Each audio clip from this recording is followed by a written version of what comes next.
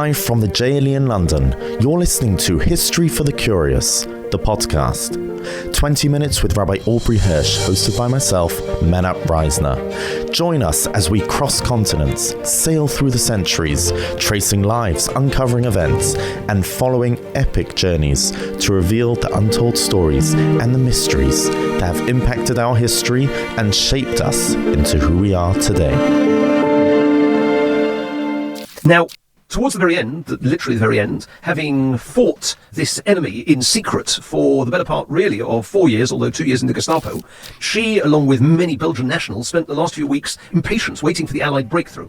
And Jean advised her to avoid the Gestapo building. On the 31st of August, she ran into a resistance friend who told her that the Gestapo had now decamped, that they had abandoned their building.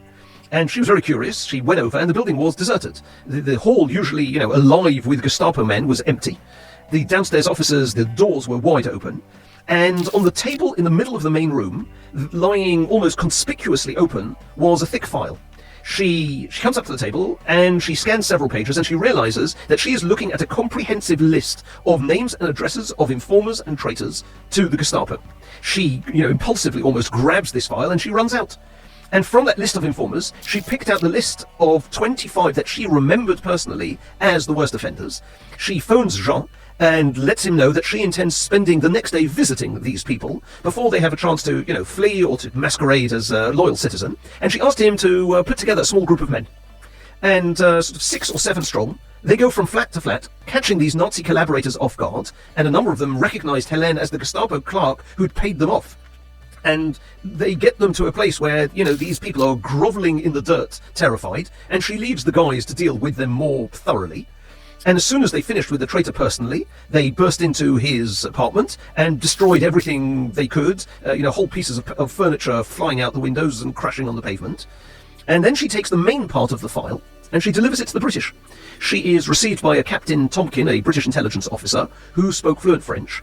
And she puts this, this big file onto his desk and says simply, pour vous, it's for you. He looks at the list and asks her where she got it, and then asks her name.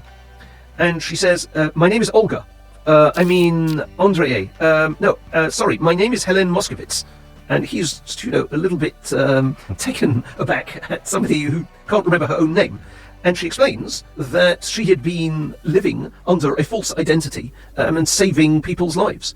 So he says to her, are you quite sure it was the Gestapo building? Positive. You see, monsieur, I worked for the resistance, and I happened to be passing by the building and noticed it was empty. I walked in, and I found this on the table. Okay, take me there and show me. And he brings her to a jeep. They drive to Avenue Louise. She jumps out, and, she's very proud. She's going to show them the way in. And the sergeant who was with them grabs her arm and keeps her back in the street while they check the entrance with a mine detector.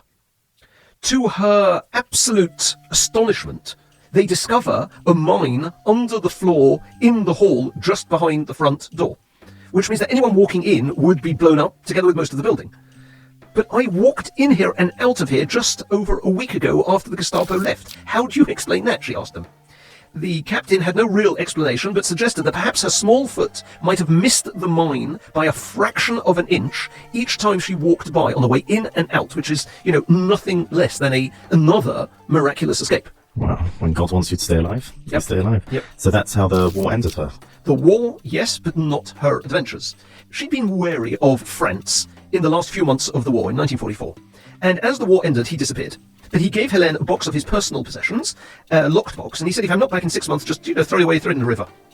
In 1945, Jean mentioned France and said, if he's not turned up by now, he's probably not alive anymore. Might have been caught, tortured, shot, who knows? And suddenly she remembers France's box in her apartment, which had been forgotten in the excitement of the liberation. She tells Jean about it, and he is not prepared to let it be thrown away. He forces the lid open, and there are no personal possessions, no heirlooms inside, documents only. He glances through them quickly and realizes that these are title deeds in France's real name for 3 properties in Paris. 2 are apartment buildings, and 1 is a 20-room hotel, which is worth millions. And he says to her, where the hell did he get that much money? He always complained that he was so short of cash. So she brings in British intelligence, and a major comes around to her flat. And the following conversation transpires. You were a registered agent in the resistance. Why did you work part-time as a governess? Quite simple, Major. I had to survive. I had no money of my own. What do you mean? Did France not pay you a monthly stipend and provide you with ration cards and food stamps? At which point she laughs and says, France, pay me. What a joke. I never saw a cent from him. Anytime I asked him for financial help, he complained of being short of cash himself and said he didn't get any money from London. I never received a single ration card, even a food stamp from him.